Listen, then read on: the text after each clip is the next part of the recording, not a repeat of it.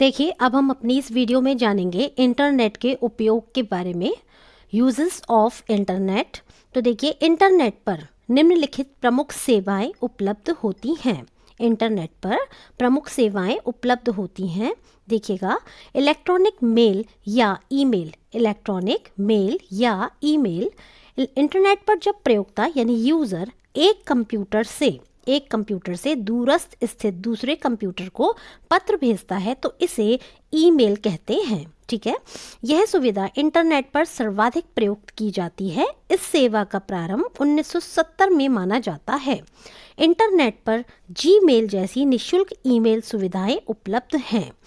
Next देखिएगा, file transfer, यानी कि एक कंप्यूटर में उपस्थित फाइल को किसी दूसरे कंप्यूटर एक कंप्यूटर में उपस्थित फाइल को किसी दूसरे शहर में स्थित कंप्यूटर में इंटरनेट के माध्यम से कॉपी कर सकते हैं। इस क्रिया को फाइल ट्रांसफ़र कहते हैं। इसके लिए इंटरनेट पर एक प्रोटोकॉल क्रियाशील होता है जिसे फाइल ट्रांसफ़र प्रोटोकॉल कहते हैं। आगे देखिएगा, www यानी कि वर्ल्ड वाइड वेब। इसका क्या है? इस अनुप्रयोग का आविष्कार ब्रिटिश कंप्यूटर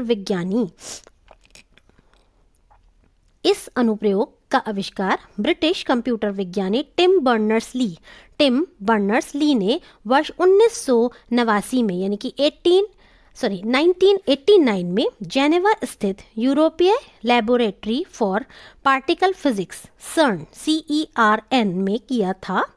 किसी वेबसाइट पर टेक्स्ट, चित्र, ध्वनि और वीडियो के साथ सूचना को अनेक पेजों यानी वेब पेज में www की सहायता से इंटरनेट पर प्रदर्शित करना सुगम हो जाता है। इस सेवा की विशेषता ये है कि इसके द्वारा वेबसाइटों में लिंक के जरिए अन्य वेबसाइटों पर माउस के एक क्लिक करने भर से जाया जा सकता है। यानी कि आप एक क्लिक करके, है ना, इस सेवा की सहायता से इसके द्वारा वेबसाइटों में जो लिंक होते हैं उनके ज़रिए दूसरी वेबसाइट्स पर भी जा सकते हैं। अब देखिएगा आगे, वेब पेजेस या web page HTML, JavaScript, VB script आदि भाषाओं में लिखे जाते हैं। नेक्स्ट देखिएगा, आपके जो यूजेस ऑफ इंटरनेट है उसमें जो आपका नेक्स्ट पॉइंट है वो है आपका रिमोट लर्निंग। टेलनेट जैसी सेवाओं के द्वारा हम इंटरनेट पर किसी भी स्थान से दूरस्थ स्थित किसी भी कंप्यूटर पर कार्य तथा उसके संसाधनों का उपयोग कर सकते हैं। ऐसी क्रिया रिमोट लर्निंग कहलाती है। रिमोट लर्निंग क्या है? देखिए, इसमें क्या होता है, हम इंटरनेट पर, ठीक है, इसमें हम टेलनेट जैसी सेवाओं के द्वारा इंटरनेट पर किसी भी स्थान से दूरस्थ किसी भी कंप्यूटर पे कार्य कर सकते हैं तथा उसके संसाधन, है ना, उनका भी हम यूज़ कर सकते हैं, जो उसके संसाधन होते हैं, जो उसके रिसोर्सेज होते हैं। नेक्स्ट देखिएगा, चैटिंग। ये तो आप सभी जानते हैं चैटिंग के बारे में। देखिए, चैटिंग तुरंत संचार कम्युनिकेशन की सुविधा प्रदान करता है। आप किसी चैट प्रोग्राम की सहायता से संदेशों का आदान प्रदान कर सकते हैं। यह टेलीफोन पर बातचीत करने जैसा नहीं होता है। चैटिंग में कई व्यक्ति आपस में संदेशों का आदान प्रदान करते हैं। चैटिंग करने के लिए कई प्रोग्राम विभिन्न साइटों पर उपलब्ध हैं जिनको आप इंटरनेट से डाउनलोड कर सकते हैं। इनमें सभी भाग लेने वाले व्यक्तियों के संदेशों को तुरंत प्रेषित किया जाता है और उनके बीच में कोई समय अंतराल यानी टाइम गैप नहीं होता है। जबकि ईमेल जो है आपका वो एसिंक्रोनाइज ट्रांसमिशन होता है। जो आपका ईमेल होता है वो क्या होता है? असिंक्रोनाइज आपका ट्रांसमिशन होता है। ठीक है, जिसमें सूचना को विभिन्न समय अंतरालों के बीच प्रेषित किया जाता है। यानी 1 to 1 उसमें जो है ईमेल में आपका कम्युनिकेशन नहीं होता है, बल्कि उसमें टाइम गैप होता है। आगे देखिएगा, चैटिंग दो तरह से हो सकती है, टेक्स्ट चैटिंग और वॉइस चैट। टेक्स्ट चैटिंग जैसे आप व्हाट्सएप वगैरह के माध्यम से करते हैं, मैसेज टाइप करके बे सूचनाओं का आदान प्रदान टेक्स्ट या शब्दों के रूप में होता है। टेक्स्ट चैट में चैटिंग करने वाले व्यक्ति की स्क्रीन पर संदेश टेक्स्ट के रूप में दिखाई देते हैं तथा वह कीबोर्ड की सहायता से संदेश को लिखकर प्रेषित करता है। वॉइस चैट, ये भी आपको पता है, वॉइस चैट पे संदेश सुनाई देते हैं और आप संदेशों को बोलकर प्रसारित करते हैं। नेक्स्ट देखिएगा, वीडियो स्ट्रीमिंग। इसके द्वारा इंटरनेट पर तुरंत वीडियो या रेडियो सुन सकते हैं, इसे हम कहते हैं वीडियो स्ट्रीमिंग। नेक्स्ट है डाउनलोडिंग। तो देखिएगा, डाउनलोडिंग में क्या होता है, इंटरनेट के माध्यम से विभिन्न सॉफ्टवेयर्स तथा गेम्स डाउनलोड किए जा सकते हैं। नेक्स्ट देखिएगा ऑनलाइन शॉपिंग। इंटरनेट के माध्यम से घर बैठे वस्तु को खरीदा व बेचा जा सकता है। बहुत सारी साइट्स होती हैं, आप सभी जानते हैं, जैसे अमेज़ॉन, फ्लिपकार्ट्स या मिंत्रा, ये सब आपकी साइट्स ऐसी हैं जिनसे आप ऑनलाइन शॉपिंग कर सकते हैं। आगे देखिएगा प्रमुख इंटरनेट शब्दावलियाँ। प्रमुख इंटरनेट शब्दावलियाँ।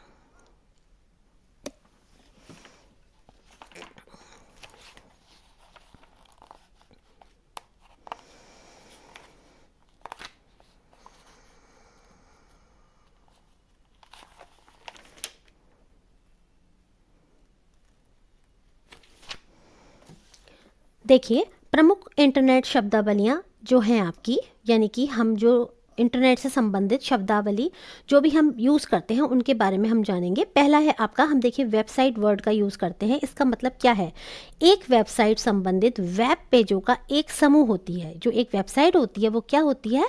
कई सारे वेबसाइट्स पे जो आपके वेब पेजेस होते हैं उनका ग्रुप होती है या समूह होती है। कोई वेबसाइट किसी वेब सर्वर द्वारा होस्ट की जाती है। किसके द्वारा होस्ट की जाती है? वेब सर्वर के द्वारा, ठीक है, जिस पर किसी नेटवर्क जैसे इंटरनेट या निजी लोकल एरिया नेटवर्क है ना, लैन की सहायता से पहुंचा जा सकता है। इससे हम किसकी सहायता से पहुंच सकते हैं? किसी नेटवर्क की सहायता से, है ना, जैसे कि इंटरनेट है, या लैन के माध्यम से पहुंच सकते हैं। लैन का मतलब होता है लोकल एरिया नेटवर्क। किसी वेबसाइट को देखने के लिए एक इंटरनेट पते की आवश्यकता होती है, जिसे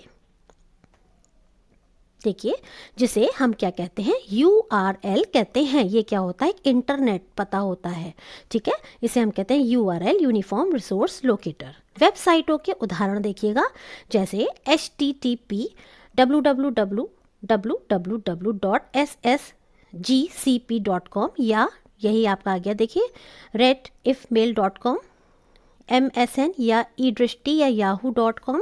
इस तरीके से देखिएगा ये आपके सब क्या हैं? ये आपके कुछ वेबसाइटों के उदाहरण हैं। आगे देखिएगा वेब ब्राउज़र। अब देखिए वेब ब्राउज़र क्या होता है? वेब ब्राउज़र एक ऐसा क्लाइंट प्रोग्राम है। वेब ब्राउज़र एक ऐसा क्लाइंट प्रोग्राम है जिसमें www पर उपलब्ध सभी प्रकार की वेबसाइट और वेब पेज खोले जा सकते हैं। इसका प्रयोग इंटरनेट पर उपलब्ध सारी सुविधाओं तथा स्रोतों को, है ना, तथा स्रोतों यानी सोर्सेस को वर्ल्ड वाइड वेब के माध्यम से, यानी www के माध्यम से एक्सेस करने में किया जाता है। यानी कि वेब ब्राउज़र क्या है? एक क्लाइंट प्रोग्राम है जिसमें www पर उपलब्ध सभी प्रकार की जो वेबसाइट्स होती हैं और जो भी वेब पेज होते हैं उनको हम खोल सकते हैं, और इसका प्रयोग इंटरनेट पर उपलब्ध सारी सुविधाओं तथा सोर्सेस को वर्ल्ड वाइड वेब के माध्यम से एक्सेस करने के लिए किया जाता है। और देखिए वेब ब्राउज़र एक world wide web application program है। क्या है? एक एप्लीकेशन प्रोग्राम है वेब ब्राउज़र, जिसका उपयोग हाइपरटेक्स्ट डॉक्यूमेंट तथा वेब पर उपलब्ध अन्य HTML प्रलेखों को लिंक के माध्यम से प्राप्त करने में किया जाता है। इस प्रकार हम कह सकते हैं कि वेब ब्राउज़र एक ऐसा प्रोग्राम है जिसके माध्यम से इंटरनेट सर्फिंग करते हैं, ठीक है। वेब ब्राउज़र क्या है? एक ऐसा माध्यम जिसके माध्यम से आप क्या करते हैं? इंटरनेट सर्फिंग करते हैं। वर्ल्ड वाइड वेब की विशेषता यह है कि वह किसी भी वेब ब्राउज़र पर खुल सकता है, इसलिए हम अपने कंप्यूटर में कोई सा भी वेब ब्राउज़र प्रयोग कर सकते हैं। कुछ प्रचलित वेब ब्राउज़र हैं इंटरनेट एक्सप्लोरर, ठीक है, Mozilla Firefox, opera, Google Chrome आदि, ठीक है। ये सब क्या है? आपके वेब ब्राउज़र हैं। देखिए आगे देखिएगा, देखिए ये आपका क्या है? पहला वाला ये गूगल क्रोम है, दूसरा वाला आपका क्या है? ये आपका इंटरनेट एक्सप्लोरर है, और तीसरा आपका कौन सा है? मोज़िला फायरफॉक्स है। आगे देखिए वेब पेज। अब देखिए वेब पेज क्या होता है? वेब पेज में text, pictures, video, audio, animation के रूप में सूचनाओं का भंडार होता है। किस पर? वेब पेज पर। होम पेज क्या होता है? किसी भी वेबसाइट का जो पहला पेज होता है उसे ही हम क्या कहते हैं? होम पेज कहते हैं, है ना। ये देखिएगा होम पेज, जैसे मान लीजिए आपने कुछ भी टाइप करा और आपने जब इसको सर्च करा तो देखिए जो फर्स्ट पेज आपका खुल के आता है यही आपका क्या कहलाता है? होम पेज कहलाता है। आगे देखिएगा,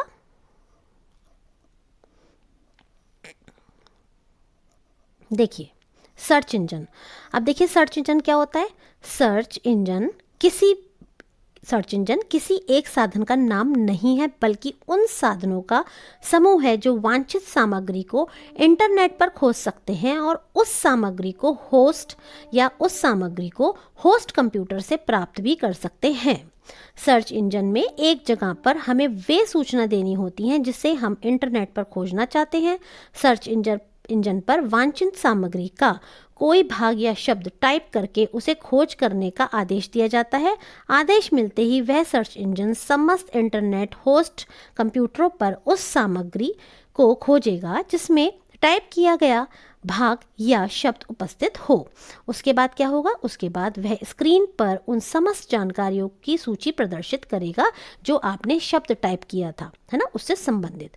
माउस की सहायता से वांछित सामग्री पर हम क्या करते हैं? क्लिक करते हैं और पूरी सामग्री प्राप्त की जा सकती है। इस समय कई सर्च इंजन बहुत हम प्रयोग करते हैं, जैसे कि आपका याहू, है ना, www.yahoo.com, गूगल www.google.com। अगला देखिएगा uniform resource locator. Uniform resource locator ये क्या होता है? यूआरएल इंटरनेट पर किसी सर्वर सेवा के नाम को व्यक्त करने वाला एक यूनिक एड्रेस को हम क्या कहते हैं? यूआरएल कहते हैं। यानी इंटरनेट पर किसी सर्वर सेवा के नाम को व्यक्त करने वाला एक जो यूनिक एड्रेस होता है उसको ही हम यूआरएल यानी कि यूनिफॉर्म रिसोर्स लोकेटर कहते हैं। यह यूआरएल ही इंटरनेट पर किसी सेवा, संस्था या सर्वर के ठिकाने को खोजने का साधन होता है। जैसे देखिए ये एग्जाम्पल है आपका HTTP, है ना, www.yahoo.com। एक आपका क्या है? ये यूआरएल है। ठीक है। नेक्स्ट देखिएगा ईमेल। अब देखिए जानते हैं ईमेल के बारे में, आप सभी जानते हैं ईमेल क्या होता है। जिस तरीके से पहले समय में हम पत्र आदि को लिखते थे, है ना, दूर बैठे अपने किसी परिचित को, तो आज के समय में हम कंप्यूटर्स वगैरह, मोबाइल आदि के माध्यम से हम क्या करते हैं? उसको हम भेज देते हैं इलेक्ट्रॉनिकली, तो इसीलिए उसको हम इलेक्ट्रॉनिक मेल जो होता है उसे ही हम ईमेल कहते हैं। तो देखिए ईमेल वर्तमान में संदेशों के आदान प्रदान का तीव्रतम साधन है। इसकी सहायता से दुनिया के किसी भी कोने में बैठे हुए अपने मित्र या सहपाठी अथवा व्यापारिक सौदों के लिए कंपनी या व्यापारी को हम संदेश भेज सकते हैं जो उसे कुछ ही क्षणों में मिल जाता है। इस सेवा ने सूचना जगत में क्रांति सी ला दी है। ईमेल संदेश बहुत कम समय में टाइप करके भेजा जा सकता है एवं इसे पाने वाले को वहां उपस्थित रहने की भी ज़रूरत नहीं होती, जो कि टेलीफोन से संदेश देने के लिए आवश्यक होता है। मतलब जैसे आप किसी को ईमेल भेज रहे हैं, तो जैसे आप किसी को कॉल करते हैं तो कॉल के लिए रिसीवर होना चाहिए ना, तभी तो आपकी बात होगी। लेकिन ईमेल में ऐसा नहीं होता है। अगर आपने कुछ भी भेज दिया है तो जिसको आपने भेजा है इलेक्ट्रॉनिक माध्यम से, तो वो उसको कभी भी उसको तुरंत ही मिल जाएगा और वो जब चाहे तब उसको पढ़ सकता है। यह संदेश गंतव्य कंप्यूटर नेटवर्क के सर्वर पर जाकर सुरक्षित हो जाता है ना। और देखिएगा जब निर्धारित व्यक्ति अपने कंप्यूटर पर लॉगिन करता है तो उसे यह सूचना मिल जाती है उसके लिए कोई संदेश है, यानी उसके इनबॉक्स में कुछ आया हुआ है, कोई मेल आया हुआ है। वह व्यक्ति अपनी सुविधा के अनुसार उस संदेश को पढ़ सकता है। ठीक है, तो देखिएगा ये आपका था ईमेल के बारे में। आगे देखिएगा ईमेल का प्रयोग करने के लिए सबसे पहले किसी भी मेल सर्वर में एक अकाउंट बनाना होता है ना। अगर आप ईमेल सुविधा का प्रयोग करना चाहते हैं तो आपको क्या करना होगा? किसी भी मेल सर्वर में एक अकाउंट बनाना होता है। कुछ मेल सर्वर्स के नाम इन्होंने बताए हैं, जैसे कि जीमेल, याहू, रेडिफ मेल आदि। ठीक है, ईमेल विंडो के कुछ प्रमुख तत्व या कंपोनेंट्स या अवयव, तो आइए देखते हैं कौन कौन से होते हैं। इनबॉक्स क्या होता है? यदि आपके मेल बॉक्स में आए हुए संदेशों को दर्शाता है। ये क्या दर्शाता है कि आपका जो मेल बॉक्स है उसमें कुछ ईमेल्स आए हुए हैं, वही आपका ईमेल है, वही आपका क्या है? इनबॉक्स है। आगे देखिए कंपोज मेल नाम से पता चल रहा है, ईमेल को लिखने के लिए कंपोज मेल का प्रयोग करते हैं। ये देखिए कंपोज ईमेल का ऑप्शन इन्होंने दिखाया है। ठीक है, मैसेज कंपोज करना, टू कंपोज अ मैसेज, और how to compose a message, यानी कि मैसेज कैसे आप लिखते हैं, कैसे कंपोज करते हैं। तो देखिए सबसे पहला स्टेप क्या है? कंपोज पर क्लिक करें। दूसरा क्या है? टूल बॉक्स में उस व्यक्ति का ईमेल एड्रेस टाइप करें जिसे आप मेल भेजना चाहते हैं। तीसरा क्या है, सब्जेक्ट बॉक्स में मैसेज की हेडिंग टाइप करें कि आप किस रिगार्डिंग ये मैसेज भेज रहे हैं। चौथा क्या है, अपना मैसेज टाइप करें। और फिफ्थ क्या है, सेंड बटन पर क्लिक कर दें। जब आप ये सारे प्रोसेस को कंप्लीट कर देंगे तो आपका जो ईमेल है वो सेंड हो जाएगा। अब देखिएगा नेक्स्ट क्या है, फॉरवर्ड। अपने पास आए हुए मैसेज को, फॉरवर्ड का क्या मतलब है, आपके पास पहले से ही कोई मैसेज आया हुआ है और आप ये मैसेज किसी और को भेजना चाहते हैं तो इसको कहते हैं फॉरवर्ड। जैसे कि मान लीजिए कोई आपको मॉर्निंग में कोई मैसेज भेजता है गुड मॉर्निंग का, और आप वही मैसेज उठा करके किसी और को फॉरवर्ड कर देते हैं तो या भेज देते हैं, तो ये आपका फॉरवर्ड कहलाता है। यानी अपने पास आए हुए किसी और को भेजने के लिए फॉरवर्ड का प्रयोग किया जाता है। यानी अपने पास आए हुए मैसेज को जब हम किसी और को भेज रहे हैं। ठीक है, ये देखिए नेक्स्ट देखिएगा, आगे देखते हैं। सेंट मेल नाम से ही पता चल रहा है कि आपने जो भी मेल भेजा हुआ है ना, ये दिखाता है कि आपके द्वारा भेजे गए मैसेजेस को दर्शाता है। यानी आपने जिसको भी जो भी मेल भेजे हैं ये उनको दिखाता है। रिप्लाई में क्या होता है, किसी व्यक्ति के द्वारा भेजे गए मैसेज के प्रत्युत्तर में, यानी आप जो उसको जवाब देना चाहते हैं तो उसके लिए जो आप मैसेज भेजते हैं वह क्या कहलाता है, रिप्लाई कहलाता है। आगे देखिएगा, उभरती तकनीकें या इमर्जिंग टूल्स, है ना। आजकल के समय में कौन कौन सी ऐसी टेक्नोलॉजीज़ हैं जो वर्तमान में काफ़ी लोकप्रिय हो रही हैं और एवं काफ़ी उनका प्रयोग हो रहा है। जैसे मान लीजिए एआई का मतलब क्या है, कृत्रिम बुद्धिमत्ता, आर्टिफिशियल इंटेलिजेंस। एक ऐसी टेक्निक है जो कंप्यूटरों को इंसान की तरह सोचने, समझने और काम करने की क्षमता, बुद्धिमत्ता प्रदान करती है। सिरी, गूगल नाउ, एलेक्सा जैसे इंटेलिजेंस डिजिटल पर्सनल असिस्टेंट उपकरण एआई टेक्निक का उपयोग करते हैं। कौन कौन से, सिरी, गूगल नाउ, एलेक्सा आदि। नेक्स्ट देखिएगा, एआई प्रणाली नए निर्णय लेने के लिए पिछले अनुभवों व परिणामों से भी सीखती है। अब इनका यूसेज क्या है, अनुप्रयोग क्या है, स्वचालित कार्य, कहाँ कहाँ यूज़ करते हैं, वर्चुअल असिस्टेंट, स्पैम फिल्टर, ग्राहक सेवा जैसे चैट बॉक्स आदि। नेक्स्ट देखिएगा, ये देखिए artificial intelligence, machine learning ML, ठीक, और आपका natural language processing NLP, virtual reality VR, और नेक्स्ट है आपका रोबोटिक्स। ठीक है, इस तरीके से उन्होंने दर्शाया है। प्रमुख एआई मॉडल व विकासकर्ता, बहुत इंपॉर्टेंट है, देख लीजिए चैट जीपीटी, इसका विकासकर्ता कौन है, तो ये हैं आपके ओपन एआई, है ना, chat GPT, open AI, bird, Google AI, Gemini, Google AI यानी कि गूगल असिस्टेंट इंटेलिजेंस, ठीक है, सॉरी असिस्टेंट नहीं, आर्टिफिशियल इंटेलिजेंस, एआई का मतलब है आर्टिफिशियल इंटेलिजेंस। ठीक है, नेक्स्ट है आपका लामा 2, ठीक, लामा 2, मेटा एआई, ठीक, क्लिप ओपन एआई का है, चैट जीटीपी भी है और क्लिप भी है। फिर है आपका पा LM2, ये भी आपका गूगल एआई का है।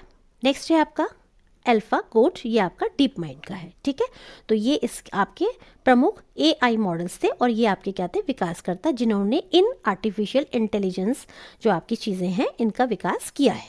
नेक्स्ट देखिएगा, internet of things, internet of things यानी कि IoT। तो ये क्या होता है, इंटरनेट ऑफ थिंग्स उपकरणों का एक नेटवर्क है। क्या है ये, उपकरणों का, टूल्स का एक नेटवर्क है जिसमें एक ही नेटवर्क पर अन्य उपकरणों के साथ संचार करने के लिए एम्बेडेड हार्डवेयर और सॉफ्टवेयर होता है। देखिए इंटरनेट ऑफ थिंग्स ये क्या होता है, ये एक ऐसा नेटवर्क होता है, ऐसा टूल्स का आपका नेटवर्क होता है जिसमें एक ही नेटवर्क पर आप दूसरे टूल्स के साथ कम्युनिकेशन करने के लिए आपका जो हार्डवेयर और सॉफ्टवेयर होता है वो आपका कैसा होता है, एम्बेडेड होता है। ठीक है, आगे देखिएगा, IoT यानी कि इंटरनेट ऑफ थिंग्स, ये फुल फॉर्म भी पूछ सकते हैं। इसका मुख्य उद्देश्य यह है कि सभी चीज़ें एक दूसरे से जुड़ी हों और डेटा का आदान प्रदान करें जिससे मानव के जीवन को और अधिक सुविधाजनक और कुशल बनाया जा सके। अब देखिएगा IoT, ठीक है, IoT इंटरनेट ऑफ थिंग्स, तो देखिए वेब ऑफ थिंग्स और दूसरा है आपका सेंसर। अब देखिए यहाँ पर मैं अपनी वीडियो को एंड कर रही हूँ और हम नेक्स्ट वीडियो में अपना ये देखेंगे कंप्यूटर से संबंधित इम्पॉर्टेंट एब्रिविएशंस। ठीक है, कंप्यूटर से संबंधित हम जितने भी आपके इम्पॉर्टेंट एब्रिविएशंस और टर्मिनोलॉजी हैं वो हम सारी देखेंगे। ये क्योंकि आपके एग्ज़ाम में आ जाती हैं, आपसे पूछ लिया जाता है। तो देखिए अब मैं अपनी वीडियो को इसी के साथ ही समाप्त कर रही हूँ। यदि आपको मेरी वीडियोस पसंद आ रही हो तो लाइक कीजिएगा, चैनल को सब्सक्राइब कीजिएगा। धन्यवाद।